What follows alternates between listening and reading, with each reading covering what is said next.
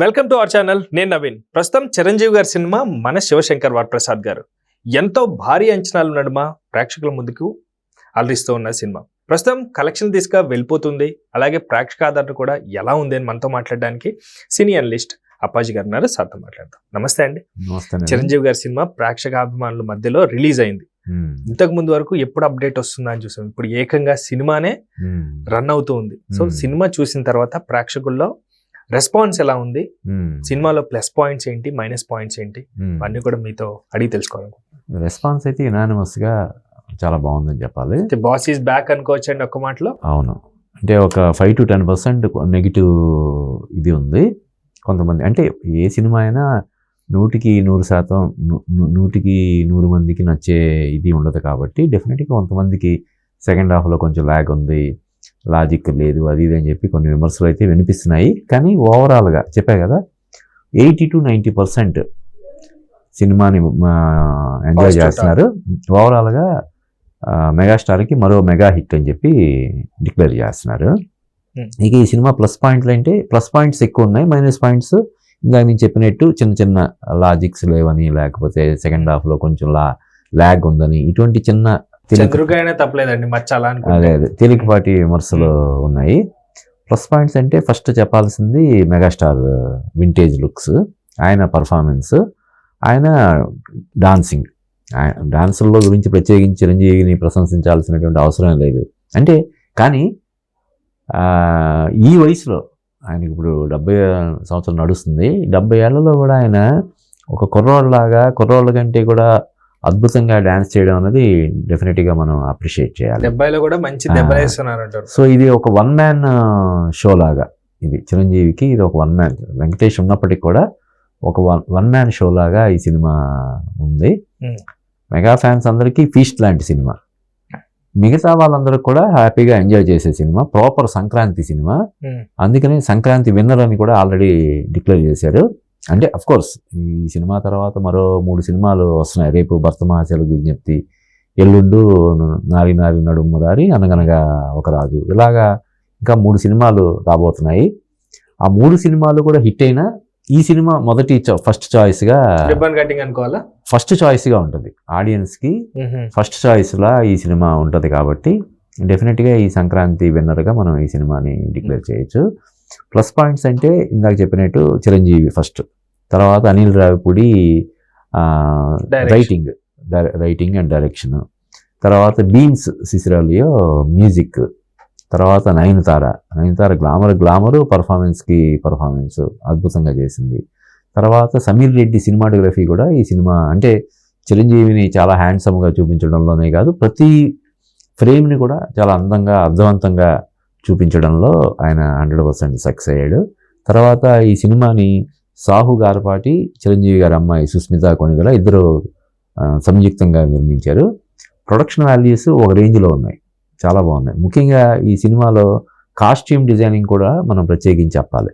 ఇటు చిరంజీవి గారి కాస్ట్యూమ్స్ కానీ, అటు నయనతార కాస్ట్యూమ్స్ కానీ అన్నీ కూడా చాలా బాగా కుదిరాయి. ఇవన్నీ ప్లస్ అలాగే విక్టరీ వెంకటేష్ స్క్రీన్ ప్రజెన్స్ కానీ, వాళ్ళ మధ్య వచ్చే కొన్ని డ్యాన్స్ మూమెంట్స్ కానీ, ఇది కానీ, డైలాగ్స్ కానీ, ఇవన్నీ కూడా చాలా బాగా వచ్చాయి. ఇవన్నీ ప్లస్ పాయింట్స్. మైనస్ అంటే కొంచెం లాజిక్స్ పరంగా కొంచెం జాగ్రత్తలు తీసుకుని ఉండాల్సింది అని చెప్పి కొన్ని విమర్శలు అయితే ఉన్నాయి. కానీ వాటిని చిన్నపాటి తేలికపాటి విమర్శల్ని సినిమా మొత్తం ఓవరాల్గా సినిమా ఇంటర్వెల్ వరకు అయితే అసలు ఎక్కడా కూడా ల్యాగ్ కానీ మరొకటి కానీ ఏమీ లేకుండా అసలు అద్భుతంగా ఉంటుంది. ఇంటర్వెల్ తర్వాత కొంచెం ఇదైనట్టు అనిపిస్తుంది. మళ్ళీ అట్ ది సేమ్ టైం మీసాల పిల్ల పాట, తర్వాత చిరంజీవి వెంకటేశ్వర మీద పాట ఇలాగా వస్తుంది. లాస్ట్లో మళ్ళీ హుక్ స్టెప్ సాంగ్ మళ్ళీ లాస్ట్లో అంటే రోలింగ్ టైటిల్స్లో కూడా దాన్ని మళ్ళీ ప్లే చేశారు. సో ఓవరాల్గా చాలా హ్యాపీగా, అదే చాలా మంచి సినిమా చూసామన్న ఒక ఫీలింగ్ తోటి ఆడియన్ బయటకు వస్తాడు. సో నయనతార గారు బ్యూటీ బాగా ప్లస్ అయిందంటూ వస్తున్న వార్తలు. అవునవును, అంటే మామూలుగానే ఆమె బ్యూటీ క్వీన్ కదా. అంటే ఇప్పటికి దాదాపుగా ఆమె సినీ రంగ ప్రవేశం చేసి 22 years పైన అవుతున్నట్టుంది. ఇంకా ఎప్పుడు చంద్రముఖి, గజనీ సినిమా వచ్చి కూడా 20 years అయిపోతుంది. అంతకుముందే ఆమె చంద్రముఖిలో కూడా చేసింది. ఆ సినిమా వచ్చి 22 years అవుతుంది. ఇప్పటికి కూడా నంబర్ 1 హీరోయిన్గా ఉండడం అనేది అసలు మామూలు విషయం కాదు. యాక్చువల్గా హీరోయిన్స్ కి అంత లాంగ్ టైం ఉండదు కదండి. ఉండదు, తక్కువ మంది, చాలా మంది ఇప్పుడు కొంచెం ఇప్పుడు పెళ్ళైన తర్వాత కూడా ఆ స్టార్డమ్, ఇప్పుడు నయనతార పెళ్ళయింది, ఒక 2 బిడ్డల తల్లి కూడా, అయినా సరే రెమ్యూనరేషన్ పరంగా నంబర్ 1లో ఉంది. అలాగే ఇప్పుడు బాలీవుడ్లో కూడా జవాన్ సినిమాతోటి మంచి హిట్ కొట్టింది, అంటే రీచ్ ఇప్పటికి కూడా ఎక్కువ ఉంది. ఆమె రెమ్యూనరేషన్ కూడా 10-15 కోట్లు డిమాండ్ చేస్తుందని చెప్పి, తీసుకుంటుందని చెప్పి మనకు తెలుస్తుంది. అంటే ఆ విధంగా ఒక హీరోయిన్ ఇన్ని రోజులు, ఇన్ని సంవత్సరాల పాటు లైమ్ లైట్లో ఉండడం, అది కూడా నంబర్ 1 పొజిషన్లో ఉండడం అనేది ఒక అరుదైనటువంటి. ఇంకో దానికి కూడా రీజన్ ఏంటంటే, మన హీరోలు చాలా మంది సీనియర్ హీరోలు ఇప్పటికీ లైమ్ లైట్లో ఉండడం, ఆ స్టార్డమ్ ఎక్కడ తగ్గకుండా, ఒక మెగాస్టార్ చిరంజీవి కానీ, మన బాలయ్య కానీ, నాగార్జున కానీ, వెంకటేష్ కానీ, వీళ్ళందరూ కూడా ఇందులో ఉండడం వల్ల, స్టార్డమ్లో ఉండడం వల్ల వాళ్ళకి మరి ఇప్పుడు యంగ్స్టర్స్ని తీసుకుంటే బాగుండదు కాబట్టి సీనియర్ హీరోలను తీసుకోవడం జరుగుతుంది. ఆ విధంగా వాళ్ళకి ప్లస్ అవుతుంది అనమాట ఈ హీరోయిన్లు. ఇప్పుడు ఈవెన్ త్రిష కూడా అంతే కదా, ఆమె కూడా సినీ రంగ ప్రవేశం చేసి 20 years పైన అయిపోయింది.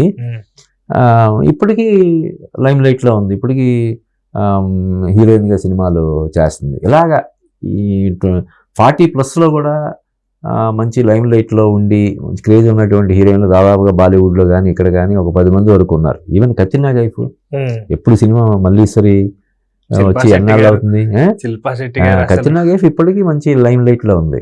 వాళ్ళ హస్బెండ్ కూడా ఇప్పుడు విక్కీ కౌశల్లో అతను సూపర్ స్టార్ అయ్యాడు మన యూరి ది సర్జికల్ స్ట్రైక్ తర్వాత. అలాగే దీపిక పదుకునే, ఆమె కూడా ఇంచుమించు 20 years అయిపోతుంది ఆమె ఇండస్ట్రీకి వచ్చి. ఇలాగా హీరోయిన్లు అందరూ కూడా మంచి 40+ కూడా లైమ్ లైట్లో ఉన్నారు. ఇలా ఈ సినిమాకి నయనతార ఇది ఒక రకంగా చాలా పెద్ద ప్లస్. ఇంకొకటి ఏంటంటే, ఎప్పుడు అంతకుముందు గతంలో చేయని విధంగా ఈ సినిమాకి నయనతార ప్రమోషన్ చేసింది. 2 వీడియోలు చేసింది, స్టార్టింగ్లో ఒక వీడియో, తర్వాత ఒక వీడియో చేసింది. అది సినిమాకి చాలా పెద్ద ప్లస్ అయింది. సో ఇలాగా ప్లస్ పాయింట్స్ ఎక్కువ ఉన్నాయి. ఒక 10-12 ప్లస్ పాయింట్ ఉంటే 1-2 మైనస్ పాయింట్స్ ఉన్నాయి. కాబట్టి డెఫినెట్గా ఈ సినిమా ఈ సంక్రాంతికి విన్నర్గా మనం డిక్లేర్ చేయొచ్చు. సో మెగా కాంపౌండ్ నుంచి అమ్మాయిల విషయం చూస్తుంటే ప్రొడ్యూసర్లుగా మారుతున్నారు, నిర్మాతలుగా ప్రొడ్యూసర్లుగా మారుతున్నారు. సో ఈ అమ్మాయిలు ఇట్లా ప్రొడ్యూసర్లు మారుతున్న వేళ బాగా కలిసి వస్తున్నట్టుగా కూడా మనకు వినిపిస్తుంది. అవును, అంటే ఈ సుస్మిత కొనిదలకి ఇది ఫస్ట్ టైం, గోల్డెన్ అన్నట్టు ఫస్ట్ టైం ఈ సినిమా ప్రొడక్షన్ లో ఆమె. అంటే అంతకుముందు వాళ్ళు ప్రొడ్యూస్ చేశారు, సైరా సినిమా వాళ్ళే ప్రొడ్యూసర్స్, చిరంజీవి రామ్ చరణ్ కలిసి ప్రొడ్యూస్ చేశారు. తమ్ముడు నాన్న ప్రొడ్యూసర్ అంటే ఆ సినిమాకి పనిచేసినటువంటి సుస్మిత కూడా ప్రొడ్యూసర్ లాగే ఉంటది కదా, పేరుకి ప్రొడ్యూసర్ కాకపోయినా కూడా అన్ని విషయాలు చూసుకోవడం అది ఉంటుంది. పర్టికులర్గా ఈ సినిమాకి ఆమె స్క్రీన్ మీద కూడా ఆమె పేరు నిర్మాతల్లో ఒకరిగా పడింది. కాబట్టి సుస్మిత కొనిదెల కూడా ప్రొడక్షన్, అంటే నిహారిక కూడా ప్రొడక్షన్లో ఉంది, సక్సెస్ అయింది. ఆమె హీరోయిన్గా కూడా కంటిన్యూ అవుతుంది, ప్రొడ్యూసర్ కూడా సక్సెస్ అయింది. ఇప్పుడు సుస్మిత కూడా ప్రొడ్యూసర్గా సక్సెస్ అవడం అనేది ఈ సినిమాకి సంబంధించినటువంటి ఒక విశేషమైనటువంటి అంశంగా మనం చెప్పొచ్చు. సో రివ్యూ వరకు వచ్చేసరికి ఎన్ని మార్క్స్ ఇస్తారండి సినిమా చూసిన తర్వాత రియల్ గా? దీనికంటే హ్యాపీగా 3/5 రేటింగ్ ఇవ్వచ్చు. Thank you sir. Thank you.